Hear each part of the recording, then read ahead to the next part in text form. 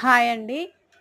ఈరోజు మన వీడియోలో సేఫ్ బెల్ట్ ఓవర్లాక్ చేయకుండా మంచిగా పోగులు బయటికి రాకుండా ఎలా కుట్టుకోవాలో నీట్గా చూద్దాం.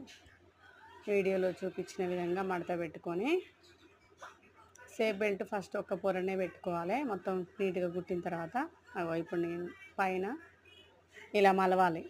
మలిసి ఇట్లా పెట్టుకోవాలి తిరగాలని. చూడండి, ఇలా పెట్టుకుంటే ఓవర్లాక్ చేయని అవసరం లేదు, నీట్గా వస్తుంది.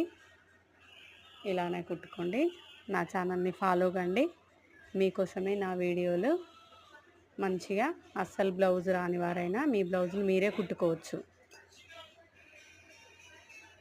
Thank you for watching.